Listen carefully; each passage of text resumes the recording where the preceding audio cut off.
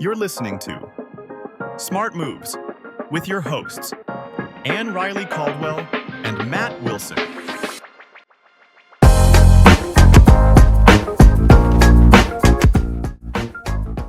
Hey, welcome to the Smart Moves podcast, where we help you make smart, strategic, and smooth moves when it comes to real estate, financing, sometimes life, here in Middle Tennessee.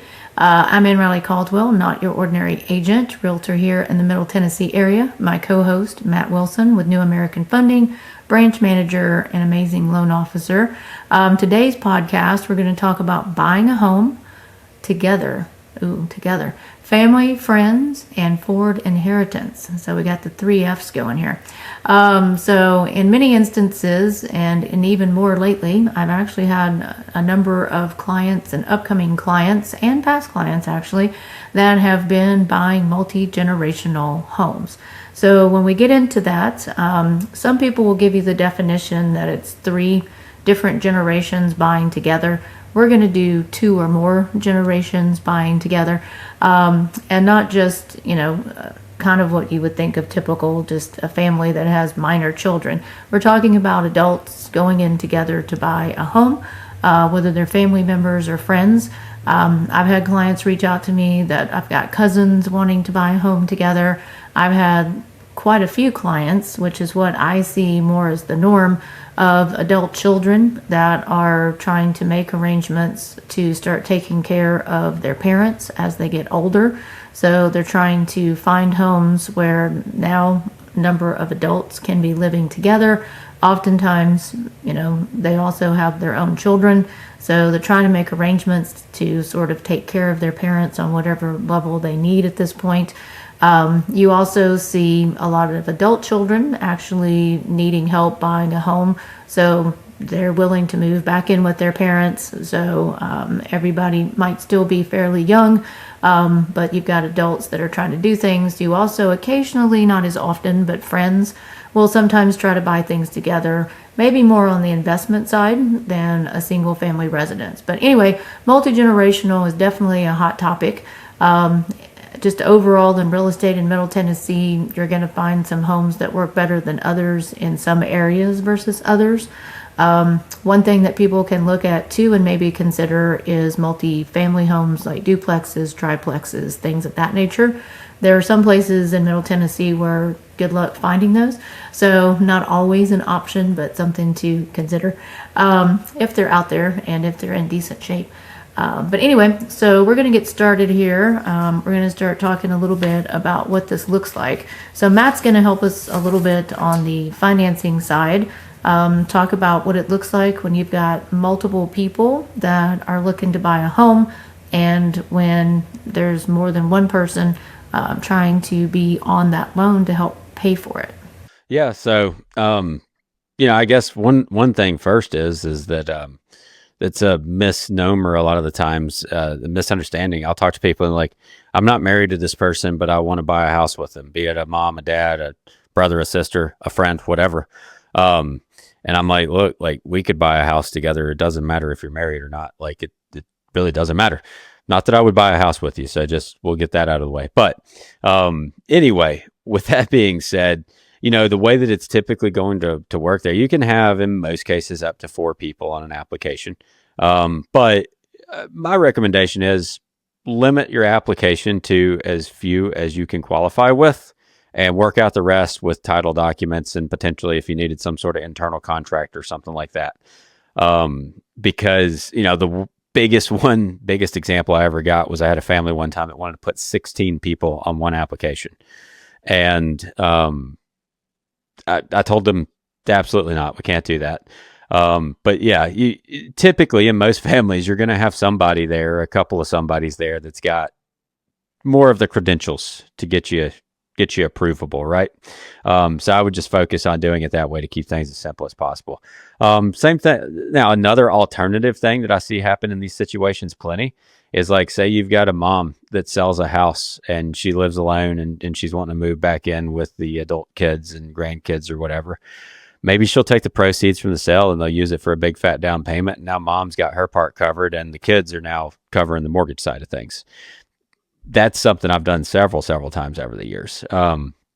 Now mom lives rent free, mortgage free, and the kids who can afford a mortgage, even better because mom gave them money, can afford it better. And best of all, built-in babysitter. That can't be overlooked there either. So there's a lot yeah, of that outside of going that, on. it's oh yeah, for sure, for sure. And that's the thing too. Whenever I first started my mortgage career, like this was something that went on then, and I had people that would reach out to me and say, "Hey, I want to buy a house with my mom," and I'm like, "Okay, is she going to live there?" They're like, "Yeah, she's going to live there." Well, which is relevant on the application, by the way. Um, well, I'm personally sitting here as a 20 something year old at the time. I'm like, that's weird. I don't think I'd buy a house with my mom. I would absolutely not buy a house with my mom. But then I realized that historically, it's kind of not that weird. It's really kind of weird that we've lived in one house and one family in America the way we have over the last 100 years. I guess if you think about it, before that, you did have the family homestead and grandma and grandpa owned it, and then you had a little cabin down the hill from them or whatever. So it's really not as weird as I thought it was. I was the one being weird there. Yeah, there's a lot of situations going on that, over time you realize there's a lot more people out there doing it than what you would just think in your head. Yeah, for sure. And I mean, it's one of the more effective ways, I guess, to combat things getting expensive these days. Now, obviously, I'm talking about the rosy finance side of it. Things can go bad. Like, what sorts of things can you do, or can you mention that may be able to help them overcome things if somebody passes away or somebody gets divorced or something like that happens? Yeah, well, that's one of the biggest pros and cons that you have to think through. Is the pro is you might have multiple people helping to pay the mortgage, which, I mean, I see a lot of people, as Matt does, instead of putting people on the mortgage or on the deed if they don't have to be there, is just getting them to financially contribute. They help make the mortgage payments while they're here, but they didn't have to be an official part of the process. So, again, as Matt said, the fewer people that you can bring into this whole equation, the better off you are, both on the financing side as well as the ownership side. So that's something that people just really need to think about and be clear about how they want to handle it.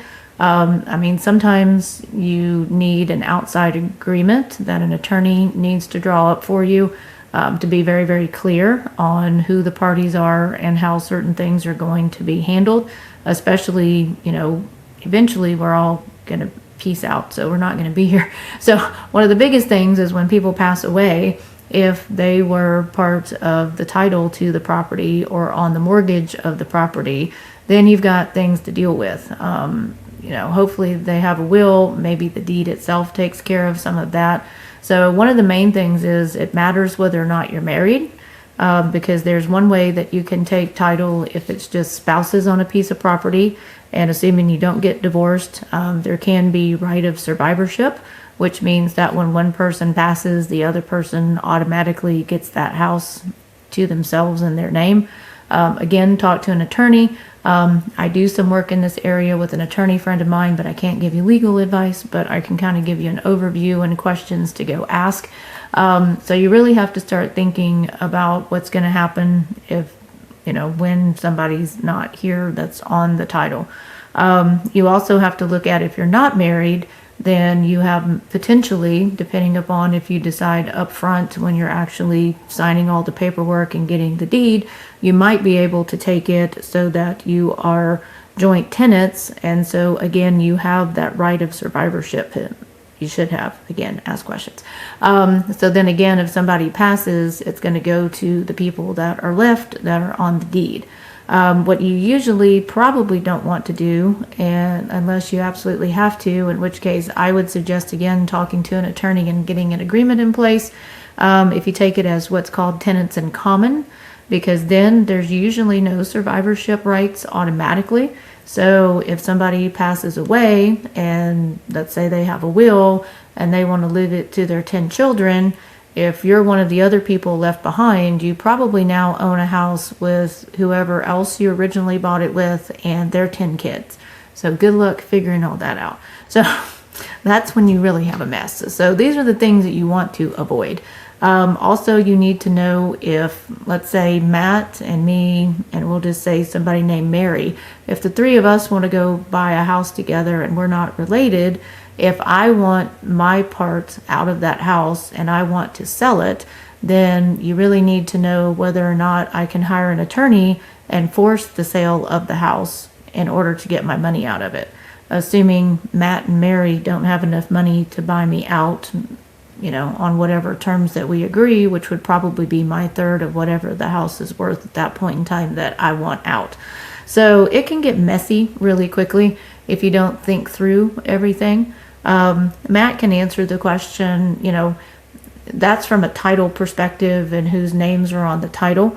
Also, I will say that if you are dating someone and you're not married, you won't have spousal privileges and right of survivorship. And sometimes people want to put that person on a deed. Matt and I have seen where that goes south, because if you guys break up, you now have a person on a deed that a lot of times they're not on the mortgage. So I'll let Matt kind of talk about what it looks like in that situation. And then also when you've got multiple people on a loan, if they somehow are no longer on the deed or something happens to them, then what happens behind the scenes from a loan perspective? Yeah. So in simple terms, just like any other loan, marital status, whether you like them or not, any of that stuff at the current time does not matter. What matters is whatever you signed whenever you got the loan. So, if you, for example, get married to somebody, buy a house together, and then get a divorce, and you're both on the loan, you're both responsible until that house is either refinanced into one of your names or the other, and the loan is in one of your names or the other, or it's sold, so that the loan is just paid off, and you divide up your equity however you and your attorneys decided you're dividing it. The same's going to kind of apply to any relationship status, be it spousal or bestie, former bestie, mom, dad, and son, whatever. At the end of the day, from the mortgage standpoint, whoever's on that is responsible for paying it. And until it's replaced with another mortgage or paid off, that responsibility doesn't change, is the simplest way to keep that in mind. And, to your point about things sometimes going sideways in these situations, you absolutely want to have clear expectations with everybody for who's responsible for what. With that 16-person situation I mentioned a few minutes ago, what their ultimate goal was that they had really cousins and stuff from 4 or 5 different family units were wanting to live in the same area, build a few houses together and that sort of thing. I was like, this is off the wall, but what you've got going on there is you're really a developer that wants an HOA, because their key factor was they wanted first right of refusal if somebody was going to sell, so that you didn't get mad at your cousin, and then the next thing you know, you got somebody starting up a racetrack next door to you in between the family farm. So, and to your point too, with the whole 16 kids multiplied or whatever, in an inheritance train, my family dealt with that several years ago. My great grandparents used to own a boatload of land around where we live. And then that got divided across their 4 children. Well, guess what? 2 of the 4 children passed away, and they had kids. And finally, my dad stepped up and was like, hey, listen, y'all probably want to sell that before this gets any uglier, because we've already got 75 people that have to sign off on this at this point. So let's just cut it while we can. So keep that in mind too, because obviously, as Ann Riley said, we're all going to peace out one day. So, just set those expectations up ahead of time so that everybody knows what's happening, be it through an attorney setting up some sort of estate plan or whatever. And also, likewise, I advise every time I've got a spouse and another spouse where one of them may not be on the mortgage, I always ask them, not because I get paid a penny off of it, but because it's for their own good. Do you have life insurance for the spouse in particular that is on the mortgage? Because you don't want to deal with the problems that may arise if the spouse that's responsible for paying passes away. I've seen it happen where, first off, just financially, the other spouse may not be able to support paying it to begin with. So have enough money there to pay it off. if you're relying on your mom or your grandma or whoever to help you make the mortgage payment, I would say the same philosophy would apply there. Make make sure that everybody's got some sort of life insurance in place that's responsible to take care of everybody else. I don't sell life insurance, but in a lot of cases you can get policies for not a tremendous amount of money if you're in halfway decent health. So, just food for thought, because you don't ever want to be counting on somebody else like that. And then now the entire house of cards comes crumbling down because something happened with one person out of the bunch. Now, as far as property types that you've seen people do this with, like what have you seen out there just from, are you seeing them mostly do duplexes, in-law suites? Are they just stacking up in the same house and want to wave at each other every time they go to the bathroom in the morning? Or like, what do you usually see? Yeah, I mean, with everything, it's totally dependent on price point and where you're looking. And I say that because it seems obvious, but people don't think about that all the time. Because there are certain neighborhoods or even certain cities that have different options as far as just what's been built. Not even what's available and on the market at this point in time. At a higher price point, you have a lot more options. I mean, I've got everything from people that have a lot of money that want to, buy a home to live in, and then they want to be able to subdivide a parcel off to give to their child and her family and build a second home on basically what is now the same piece of property, but would ultimately, a parcel of it would be sold to them for them to build a home. Really, really complicated. Sounds easy, maybe. I don't know if it sounds easy, but it's not easy because there's so many rules and regulations.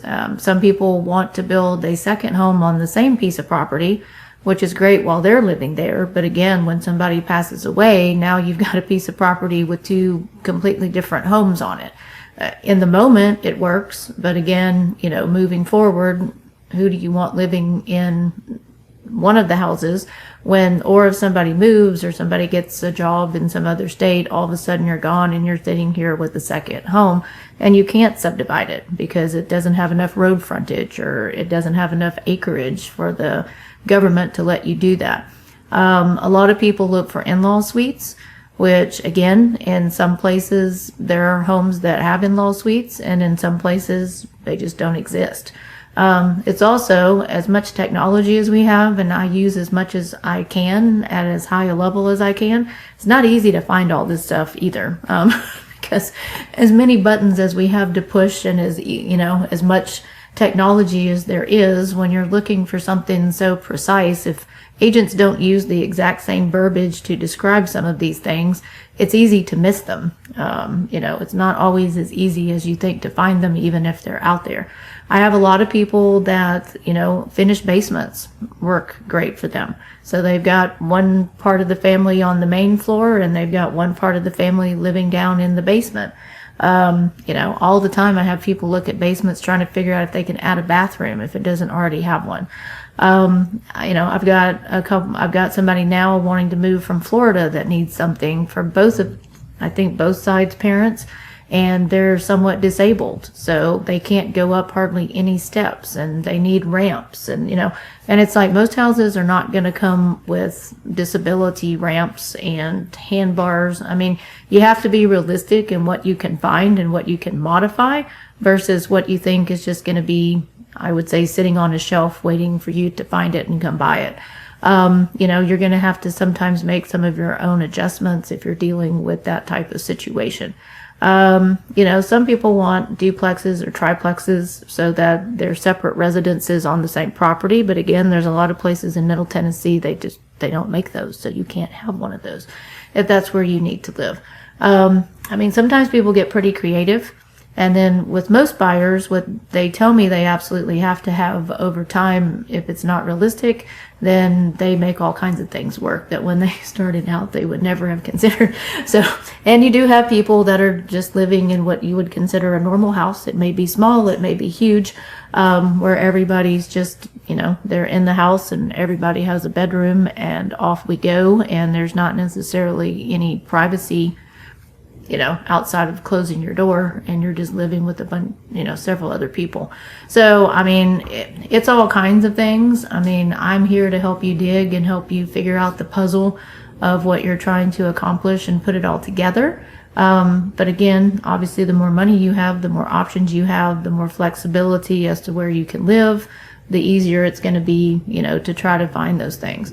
Also, I've had some people, call and make sure that they could add on to a house because they thought that they might have one of the spouse's parents needing to come live with them. So if the house is not big enough now, am I sure that I can get a permit to add on a living quarters for that person? I've had people look at outdoor sheds and barns to see if they could insulate them and, put in a bathroom and put somebody out there. So I've had all kinds of conversations with people about, how can we make this work? So, again,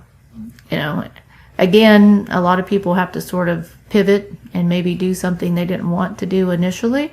But that's why I'm here. We'll see what the options are, and whatever homes are out there, we'll try to find one that works. Yeah. Well, and to your point about the two houses on the same parcel thing, I helped a family last year where, first off, a lot of the times that can be super tough to finance. But as long as you can find comps, then they're comparable homes to that were sold recently. Then you can make it work. And in this case, we fell in that spot where we were able to just squeak it in there and make it happen. But after they bought it, the property, they went to go get their water turned on. And it wasn't until this moment, in spite of the fact that both houses had stood there for like 25 years or something, that the utility department was like, well, we don't have utilities run to this house. And they were, but they were done by Bubba or something. And the utility department didn't actually know which house was being fed by their water line. And now that family has to spend about $20,000 to run a new water line to the other property. Yeah, I've heard that too. Because be careful. Yeah, I realized you have to ask those questions too. Because I had somebody that wanted to buy a house that also had a mobile home or something on it. And it was like, oh, but they're all on the same electric meter and they're on the same water bill. So you got to figure out how you're going to figure out who used how much water and who used how much electricity. And if you go to sell it, is anybody going to be happy about that? Because not only do you have to think about what do I need now, but at some point you probably need to think about, is anybody going to want this based upon what we're doing moving forward if we need to sell it? So, it may not be that easy because it may work for you and your situation, but it may not work for 99% of the other people out there. And you may end up with a property that you can't do anything with. You may want to live there for a really long time. Yeah. I saw sorry to interrupt there, but I saw a 2-story double wide one time. So people really do try things. The stairs were outside. It was incredible. Probably not safe in the slightest or permitted at all, but they do exist. There you go. Unsellable. Can't sell it. If you can think of it, you probably can figure out a way to do it. It's always the question of can I versus should I? Should I? Yeah. Don't do that. So I have a finance question. So if somebody goes in and they buy a home and then they decide that they want to add on to the home, what does that usually look like from a finance standpoint? If you have cash to do it, then cool. Just do it. Obviously get all your permits pulled and don't add a second story to your single wide or double wide or whatever. But if you don't have cash to do it, that's where we get into a little bit more choppy waters. Usually, a lot of the times that I'll have people that want to do that, they'll be like, hey, Matt, we're putting down $150,000 and we're buying this house, but we want to finance the renovation to add on another bedroom or bathroom, whatever, And I'm like, okay, cool. How much is that going to cost you? And they say $50,000. I'm like, awesome. So the way we're going to do this is you're going to put down $100,000 and keep $50,000 of your cash. And we're just going to do the mortgage that way. If you're in the purchase phase, that's the easiest way to do it. And, logically, it's the same thing as financing it, but we can't call it financing in a renovation. Now, on the other hand, if you don't have the money to do that, then you can purchase a house with a renovation loan. So with that, in many cases, you'll use the renovation loan. They're going to look at whatever your plans are and assess what the future value of the property is. And they're going to let you do the loan based on what the future value of the property is going to be, as opposed to what it would be worth today with the lesser square footage, lesser beds and baths, or whatever you're looking to do. Now, if you do get into that, I'm not going to lie, it's a hairy process, a sucky process, and you're probably going to want to have like at least a 60-day contract on that property and hope that the sellers are cool doing something like that. They may not take your offer, but the reason is it's just not, it's not as straightforward and routine as just doing a purchase. Like there's a lot of moving parts whenever you got to get contractors to give estimates and things like that so that you've got real numbers. Because the last thing you want, or I want, is you to get halfway through adding on a new bathroom with gold toilet seats and things like that, and then you run out of money and there's no roof over it or something like that, you know? Yeah, a roofless house is not usually the way to go, but hopefully you know Not helpful, yeah. Not helpful. So also, we kind of touched on this, but I mean, we talked more about the finance side and who should be on the loan. And we talked a little bit about title and how you take title and what your options might be. Also, a co-ownership agreement, talking to an attorney is probably a good idea.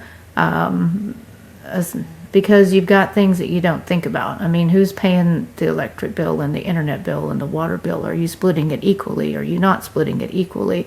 If you need a new roof, who's going to be paying and responsible for the new roof, the new HVAC? You know, things that cost $10,000 plus dollars. Is everybody going to contribute to that equally? I mean, what are you going to do? I mean, obviously you got to make sure the mortgage payment's covered, but you also have, it might be rolled into your mortgage, but taxes and insurance and things that go up over time. You know, if you've got 4 different people that are adults that are living in this house, some may be on the deed, some may be on the loan, some may not, but who's going to be, you know, contributing to all these normal monthly expenses as well as the extra things that eventually will hit you. The roof starts leaking, your house caves in. Now all of a sudden you have a huge bill that you didn't expect yesterday. I mean, how are you going to take care of all that? So those are all things to consider. Also, going back to the life insurance, Matt touched on that. Obviously, the older we all get, and depending upon your health, life insurance can sometimes be tough to get. So might want to consider that up front. I have not dug too much into it, but there's also, I believe, mortgage insurance protection, some MIP, I think is what I've seen. So I've heard that that's a type of life insurance that's a little bit easier to get, may not ask you health questions, and it's only there to just pay off your mortgage. So could be a little bit cheaper, but it's my understanding, you know, that's the only thing that it can be used for. So it's worth looking into as an option, especially if you can't just get normal life insurance. So yeah, I mean, there's just a lot to think about. We've talked about this also more about if you're living in the home and it's your primary residence. If you're thinking about going in with other people on an investment property, we have a podcast for you already that talks all about investment property and the pros and cons of doing that with people. You know, also you can think about whether or not you need to maybe form some type of entity like an LLC to handle some of these things. Again, you'd have to talk to an attorney about that, but that's another idea instead of putting it in people's names. But then you also, most of these things that we talked about, you're still going to have an agreement, and you're going to have to set things up so that things go the way that you want, based on different scenarios that you can think of. You know, it also makes a difference from a title standpoint and some other things. If you're not married, then you get married, need to talk to an attorney about what that means for real estate that you might own prior to the marriage. So again, there's a lot of things to it, not to scare you, just to throw things out there to make sure that you're always asking the right questions, you're getting the right advice from the right parties. Obviously, I can help you find the real estate that matches your budget and your needs as best as possible. Matt can help you when it comes to actually getting a loan to pay for it and the pros and cons of putting different people on it, because he runs those scenarios all the time. But then, as you can tell, there's some legal questions, insurance questions, and other questions that, you know, if you don't have anybody, we can try to help you find the right people to talk to. Anyway, that's not to be discouraging. That's just to tell you that you just got to think about stuff. And then the other F that we promised is something called forward inheritance. And that is something you may not have heard of, but for some people that may make sense. Overall, it is a lifestyle and financial planning shift where parents or grandparents often give money or other assets to their children or grandchildren now instead of waiting until they die and passing parts of it on through a traditional inheritance. And so Matt can talk a little bit about what I just said and what that means in the real world and how it might help some people not only transfer some wealth, but also get that wealth ahead of time so that they could use it to help them buy a home. Yeah, absolutely. So, I mean, you know the old story. You got the rich uncle with no kids, or you got grandma that did really good on stocks back in the day, or something like that. So basically, if they're sitting on a mountain of cash, or even a small hill of cash, they can go ahead and just gift you money along the way. A lot of the times, people use it for purchasing a house with, because as long as they're not giving away so much that it's going to take away their ability to live with dignity and whatever lifestyle, cruising around the world or whatever they're going to do in their retirement that they want to do, like, why sit on the cash when you could watch your kids and grandkids enjoy it? It kind of runs parallel. Maybe you don't want to move in with the kids because you got, airline points to burn and or an RV or something like that. Well, cool. Park the RV out front when you're in town, play with the grandkids, go on and give the kids some money to put down on the house to help them.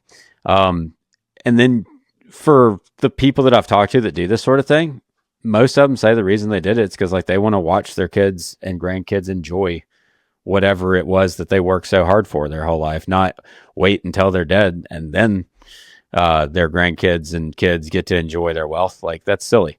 So, I think that this is definitely one of those spots where you want to absolutely consult with your tax advisors and financial planners to determine what's right for you if you're in that boat.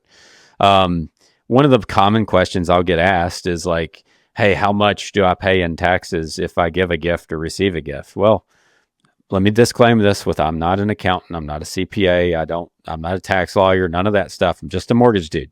But I did talk to a guy that is a CPA and accountant and everything but an attorney that I just said.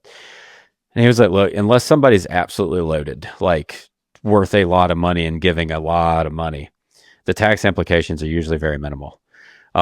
So, you're looking in like different, this will vary from state to state, but Tennessee can be a little bit more lenient here, like up to $15 million in lifetime before they're going to start taxing you on a state level in Tennessee. Federal will be a little differently sometimes.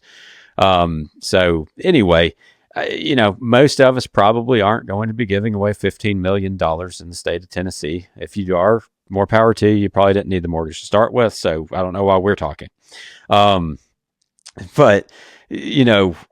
consult with your tax people, but know that it's probably not as big a deal as it seems.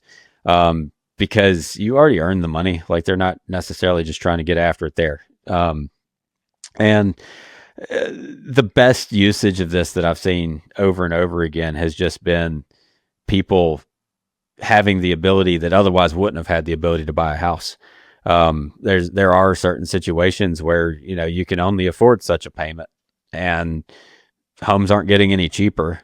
Well, what difference does it make if that $100,000 you were gifted in a down payment is in equity in your house now so that it can potentially grow as home equity versus it being invested in the stock market or bonds or whatever grandpa's financial planner said to do with it, So anyway, it's something that I've absolutely myself looked into, even as like a planning idea for my future. But today, if I kick the bucket, yeah, my kids would get some life insurance money, but it's not like I'm independently wealthy. But down the road, I hope to be.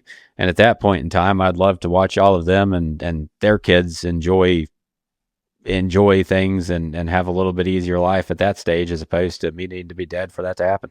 Yeah, I mean, the information I have now, so again, check it with an accountant, as you can give up to $19,000 per person in 2026 without having to report it as a taxable gift.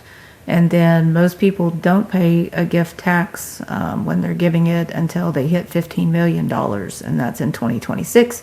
I mean, what I've seen just from kind of looking at it off and on is those numbers typically go up as most things do over time. So, I mean, if you have kids and you want to help them put down a sizable down payment, you could start giving them, as of now, the $19,000, years in advance of when they're going to be ready, potentially. So that money could be working for them, and then they could use it in that manner if that's what everybody wants to happen.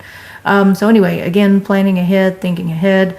I mean, for a lot of clients, $19,000 could make the difference between them being able to get a house or not get a house, pay their closing costs and have a little bit left over, if nothing else. And again, if you start planning ahead and you start giving them that max yearly amount, if they don't buy a house for 5 or 10 years from now, then they've got quite a bit of money in the bank to help them with their down payment, closing costs, etc. So again, it's something just to think about. It's something to do some research on, talk to an accountant. Just make sure that you're doing it in the best way possible. If you're not trying to get hit with any surprise gift taxes, or who knows what types of taxes the government will come up with over time. But anyway, just something to think about.